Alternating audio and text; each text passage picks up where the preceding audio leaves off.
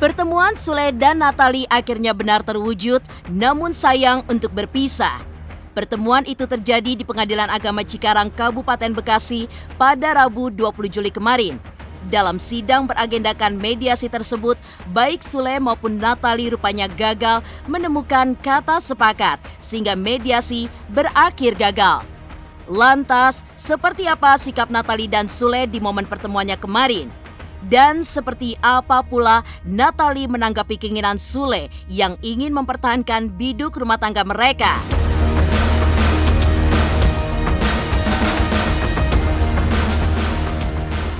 Momen pertemuan Sule dengan Natali kemarin rupanya juga menjadi momen pertemuan Sule dengan Baby Azam setelah selama ini pertemuan Sule dan anak bungsunya itu hanya lewat video call.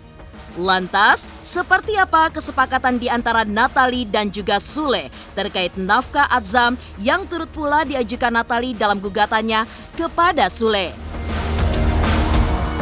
Jika persidangan gugatan perceraian yang dilayangkannya kepada sang suami Sule usai, Natali tentu akan menjalani kehidupannya dengan status barunya sebagai seorang janda beranak satu.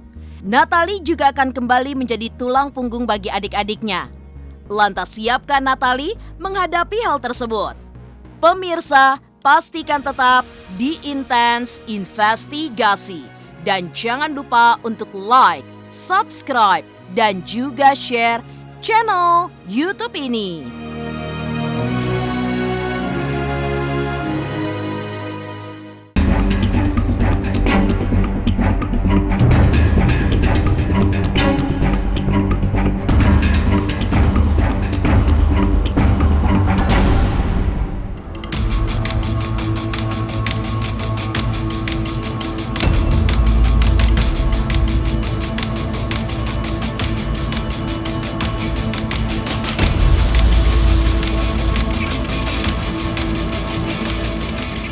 Sidang gugatan perceraian yang diajukan Natali Holscher kepada sang suami komedian Anti Sutisna alias Sule akhirnya berlangsung di Pengadilan Agama Cikarang, Kabupaten Bekasi pada Rabu 20 Juli kemarin.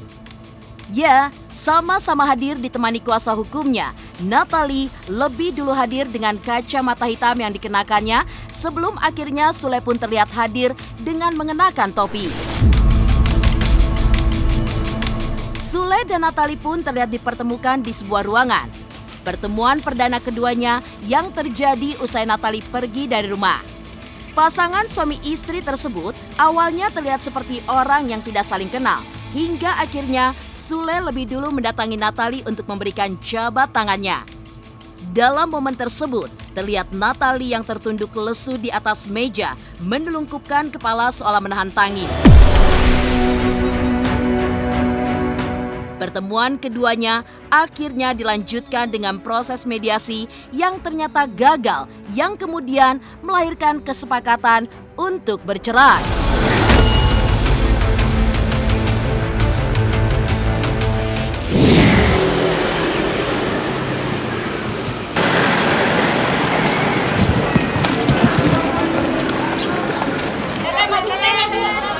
Ada jumlah, woi, jangan maju dong. Masih jalan dulu. Ini gimana jalannya, Pak? Ketemu Natali lagi ya, Kang? Enggak, kita kan komunikasi juga. Tunggu majelis hakim dulu, Pak. Pak, perlu, Pak. Pak, perlu, Pak. Bu, mau ketemu dia.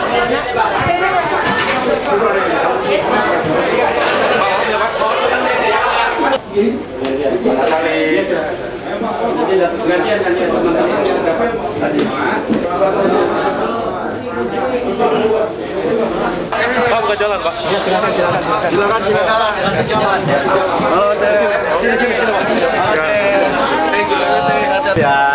Ya, silakan kasih jalan dulu ya. Jalan dulu. Ini kemana? Mediasi kan. Ya mungkin antara prinsipal kan sudah ketemu langsung baik dari pihak Kang Sule dan Natali, dan kedua belah pihak telah sepakat memang persoalan ini nggak bisa dilakukan dengan proses mediasi, artinya tetap lanjut untuk melakukan perceraian. Nah, mengenai alasan-alasan itu kan sudah kita tuangkan semua dalam gugatan, itu masuk dalam materi perkara, itu nggak bisa kita sampaikan ke teman-teman karena sifatnya privat ya. Kesimpulannya tadi sesuai dengan informasi dari Kang Sule bahwa upaya untuk bersatu kembali itu kelihatannya sudah agak sulit gitu ya, karena masing-masing pihak mungkin punya pandangan dan punya ini sendiri. Nah, jadi tadi kesimpulannya dari hasil mediasi itu, mediasi hari ini dinyatakan deadlock dan kemudian akan dilanjutkan ke persidangan berikutnya dengan agenda melaporkan hasil mediasi dan kemudian pembacaan gugatan dan kemudian ditentukan dengan jawaban dan seterusnya. Deadlock itu saya tidak tahu, tapi yang jelas hasil mediasi kita tidak berhak infokan. Setelah gagalnya proses mediasi, Sule yang lebih dulu keluar dari area persidangan nampak enggan berkomentar dan memilih untuk menyerahkan kepada kuasa hukumnya. Hal yang berbeda dilakukan Natali yang terlihat menjawab beberapa pertanyaan awak media terkait alasannya berpisah hingga bulatnya keputusan yang diambilnya untuk mengakhiri biduk rumah tangganya. Lantas bagaimana Natali menjawab keinginan Sule yang ingin mempertahankan biduk rumah tangga mereka? Dan benarkah pula ada keinginan dari Sule untuk Natali tetap tinggal di kediamannya sebelum akhirnya nanti dinyatakan sah bercerai? Di dalam dingin ya, karena AC-nya dingin, terus ruangannya kurang ada asupan hangat jadinya kedinginan ya. Proses mediasinya seperti apa, Kang? Nanti ke lawyer aja semuanya ya, karena saya udah ada lawyer, jadi ke lawyer aja. Jadi saya tidak banyak bicara.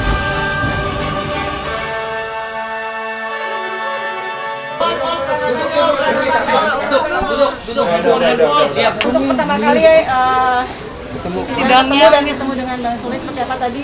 Dari mediasi sendiri seperti apa? Dari mediasi kita udah mediasi dan udah ngobrol, jadi udah kesepakatan kita pisah.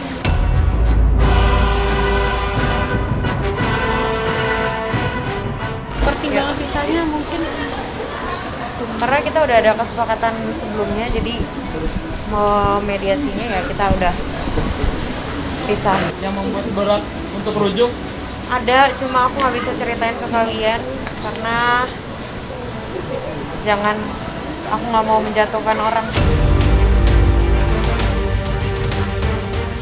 Kang Sule pada posisi seperti itu sebetulnya masih ada keinginan untuk bersatu dalam satu rumah tangga, tetapi karena keadaan yang memang tidak memungkinkan dan agar ini juga mengakhiri mungkin jangan sampai ada hal yang tidak nyaman di antara kedua pihak, ya akhirnya dinyatakan deadlock tadi mediasi. Jadi memang dengan berbagai pertimbangan, ya kalau Kang Sule sebetulnya ingin tetap berada di rumah ya, tapi mungkin Bu Natali punya pertimbangan lain sehingga beliau tinggal di rumah yang lain gitu ya.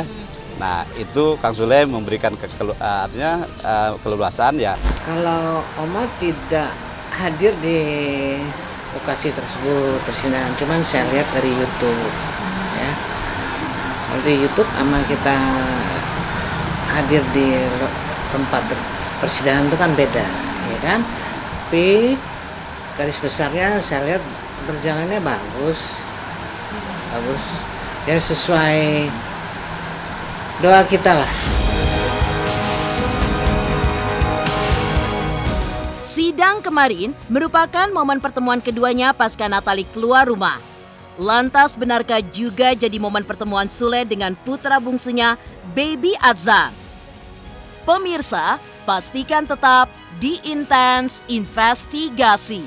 Dan jangan lupa untuk like, subscribe, dan juga share channel YouTube ini. Halo, saya Coki Sitohang. Saksikan terus Intens Investigasi sehari 3 kali, Senin sampai Sabtu di YouTube channelnya. Like, subscribe, and share. Don't forget.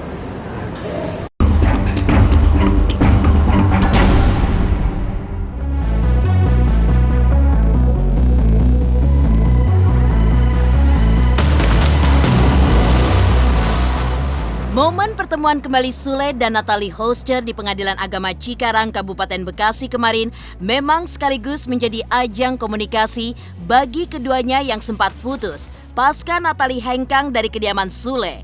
Dalam momen tersebut, rupanya akhirnya terjadi pertemuan antara Sule dengan putra bungsunya Baby Adzam. Sule pun sempat mengutarakan niatnya itu usai sidang berlangsung. Lantas seperti apa pula kesepakatan Sule dan Natalie terkait Adzam?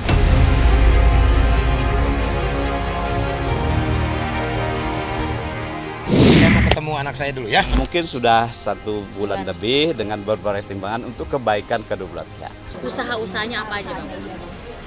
Ya, beliau kan selalu berkomunikasi dan sampai hari ini beliau masih berkomunikasi. Ya, berkomunikasi lewat handphone, bisa dia selalu video call sama anaknya, kan gitu ya, nggak apa-apa gitu ya. Nah, kan gitu. Tapi upaya-upaya itu kan sudah dilaksanakan.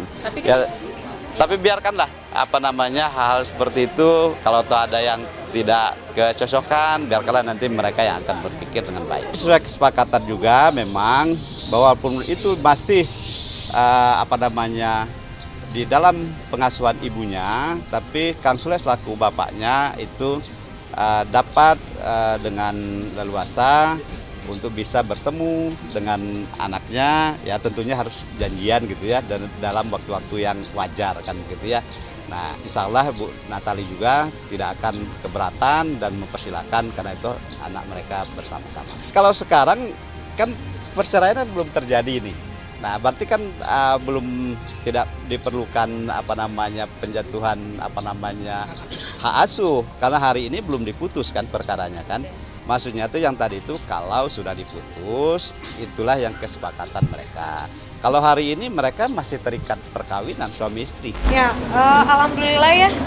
Akhirnya bisa ada waktu bapaknya untuk ketemu Adzam. Hak asuh itu kita ngikutin undang-undang juga. Jadi hak asuh itu Jatuh ke ibu ya, karena kan belum dewasa. Untuk hak asuh tetap dipegang oleh ibu kandung. Akang sih rencananya mau ketemu hari ini. Di rumah atau di luar? Di luar. Dari Natalie sendiri memberikan jadwal tidak? Jadwal sekolah kali ada. Nggak ada jadwal ya. Karena itu kan Kang Sule kan juga sebagai orang tua kandung, jadi kita dari pihak ibu Natalie juga nggak ada membatasi untuk ketemu dengan anak kandungnya.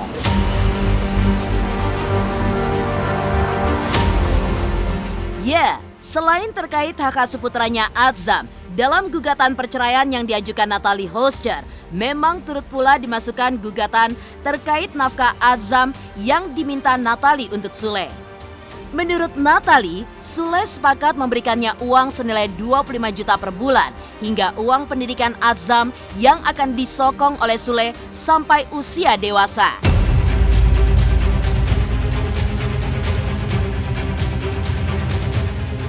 Sudah merupakan menjadi kesepakatan mereka. Jadi kita tidak usah dipersoalkan siapa yang meminta, siapa yang memberi, tapi itu sudah menjadi kesepakatan mereka.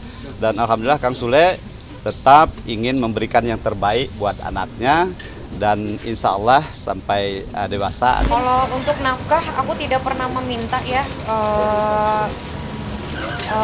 Tidak pernah meminta kalau untuk nafkah. Jadi dari kesepakatan kita berdua, kesepakatan kita bersama, dan yang menentukan nominalnya itu adalah Akang. Jadi kalau aku prinsipnya terserah, kalau Akang mau ngasih berapa ya bersyukur. Yang penting kan kita, yang penting dikasih itu udah bersyukur banget. Selanjutnya ada 25 juta setiap Setiap bulan. bulan. Ya itu dari pihak Akangnya yang ngasih. Kalau kita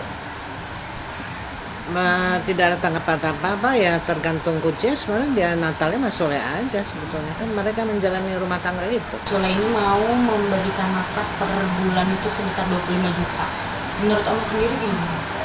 Ya itu kan terserah Sule. Tapi worth it nggak sih Oma? Mungkin dikasih segitu atau mungkin harusnya lebih? Saya nggak mau komentar karena itu bukan bagian dari kita ya. Serah Sule saja.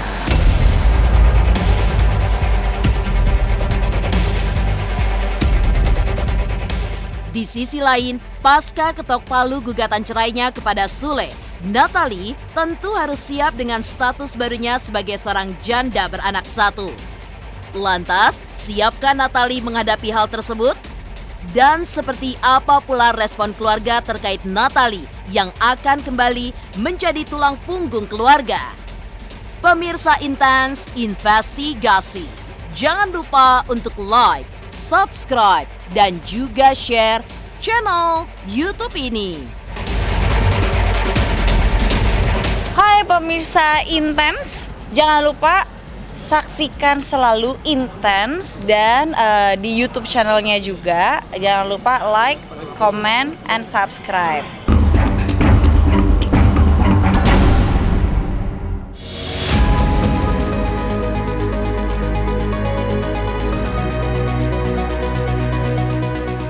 Natalie dan Sule akhirnya menjalani sidang perdana perceraian mereka kemarin.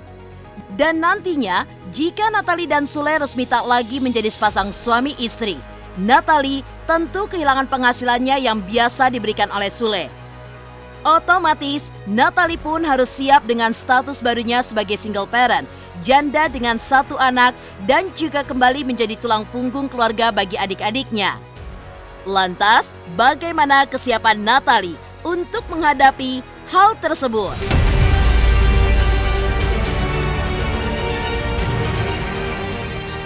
Itu hal yang udah biasa menurut aku, karena memang dari sebelum nikah sama Akang aja aku memang udah berjuang untuk adik-adikku.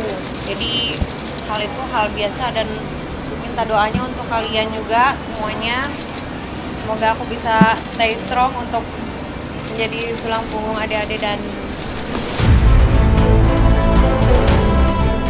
Natalie Hoster sendiri memang terbiasa disibukkan dengan beberapa kegiatannya di dunia hiburan tanah air. Memulai karirnya sejak terjun ke tarik suara, juga dikenal sebagai disc jockey sebelum akhirnya dipersunting Sule. Pasca permasalahannya mencuat, Natalie juga mulai terlihat kembali mengambil banyak pekerjaan guna menghidupi keluarganya.